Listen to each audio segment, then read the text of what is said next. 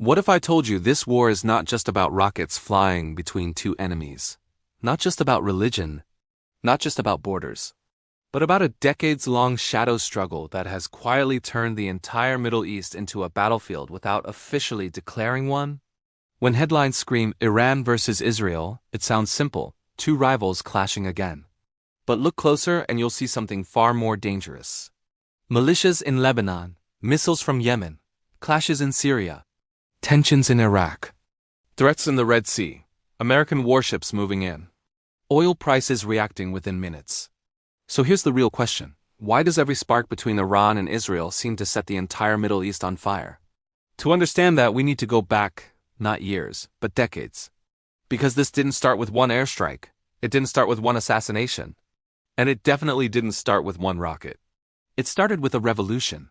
Welcome to its financial history too. In 1979, Iran changed forever. The Islamic Revolution overthrew the Shah, who had maintained quiet cooperation with Israel. The new leadership under Ayatollah Khomeini declared Israel illegitimate and positioned itself as the leader of resistance against Western influence in the region. From that moment, Iran and Israel were locked into an ideological Cold War. But here's the twist. They don't share a border. So how do two countries fight without touching? Through proxies. Over the next 4 decades, Iran built what many analysts call a ring of fire around Israel. In Lebanon, it supported Hezbollah.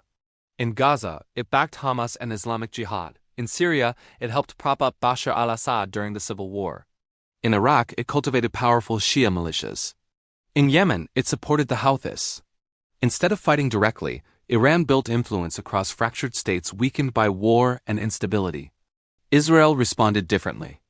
Rather than building proxies, Israel focused on precision, intelligence, air superiority, targeted strikes. For years, Israel carried out what it called a campaign between wars, quietly bombing Iranian weapons shipments in Syria, targeting commanders, disrupting supply lines. The goal wasn't full war. The goal was containment, and for a while it worked. But containment strategies have limits. The rise phase of this conflict accelerated after 2011, when the Arab Spring destabilized much of the Middle East. Syria collapsed into civil war. Iraq struggled with ISIS.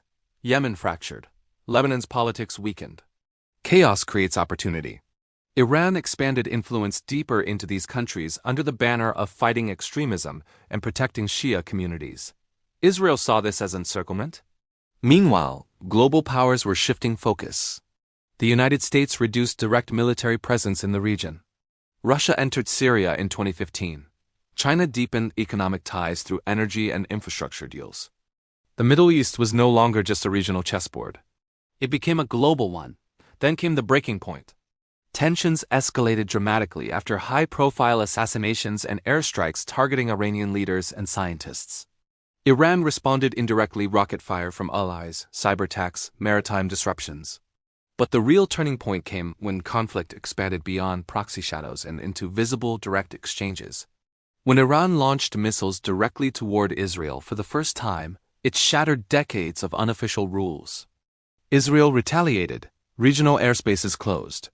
Oil prices spiked. Shipping routes in the Red Sea were disrupted. Suddenly, this wasn't contained, it was regional. And here's why that matters.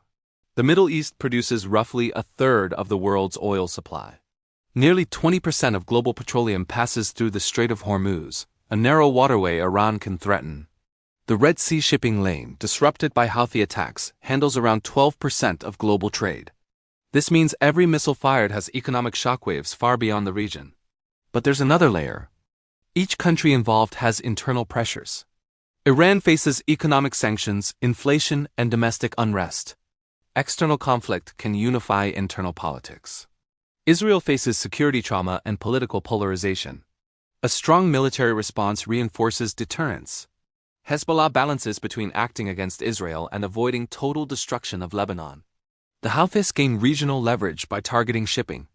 Every actor calculates risk, but miscalculation is always one missile away. Now let's talk fallout. The humanitarian cost across the region continues to grow. Gaza faces devastation. Southern Lebanon lives under constant threat. Syrian territory remains unstable. Iraqi militias operate in gray zones between state and militia power. and the region's economies are fragile. Foreign investment pulls back during instability. Tourism collapses. Currency values fluctuate. Insurance costs for shipping skyrocket. But perhaps the most dangerous fallout isn't physical. It's normalization. When conflict becomes routine, escalation becomes easier. Failed fixes have defined this rivalry. Sanctions aim to contain Iran's nuclear ambitions. They slowed progress but hardened positions. Diplomatic agreements attempted de-escalation, but trust deficits remained. Abraham Accords reshaped alliances, bringing some Arab states closer to Israel, but that also increased Iran's sense of encirclement. Military deterrence has prevented total war, but it hasn't eliminated confrontation. Each solution solves one problem while creating another. Now look at the modern parallels. In 1914, alliances turned a regional crisis into a world war. In the Cold War, proxy conflicts in smaller countries risked superpower confrontation. Today, the Middle East mirrors both patterns. A direct Iran-Israel war would not stay contained. The United States has security commitments. Russia has interests in Syria. China depends heavily on Gulf energy supplies. Energy markets are already sensitive. A major disruption in the Strait of Hormuz could send oil prices skyrocketing.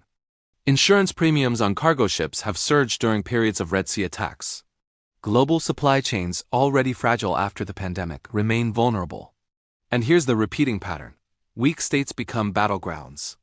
External powers support local factions. Escalation creeps forward step by step. Leaders assume the other side will not cross a red line. Until one day, someone does. So why does the entire Middle East feel under attack? Because this is not a single war. It is a network conflict. It's ideological. It's geopolitical. It's economic. It's strategic. And it's layered across multiple countries simultaneously. The battlefield isn't just land. It's airspace. It's cyberspace. It's shipping lanes. It's energy markets. It's global diplomacy. Now here are 3 clear takeaways. First, this conflict is about power architecture, not just politics. Iran seeks regional influence and strategic depth. Israel seeks security and deterrence. Neither goal disappears with one ceasefire.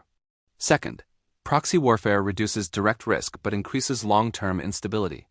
It spreads violence across weaker nations and makes escalation unpredictable.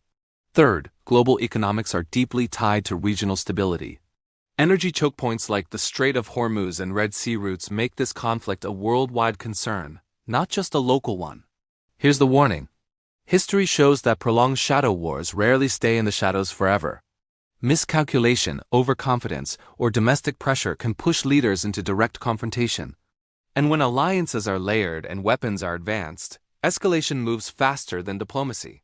The open question isn't who wins. It's who controls the escalation ladder. Because once that control is lost, the cost will not be limited to one border.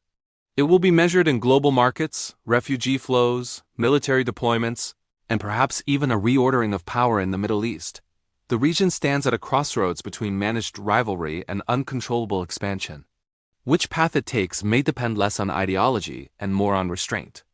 If you want deeper breakdowns of global conflicts, economic power struggles, and the hidden systems shaping world events, subscribe to the channel.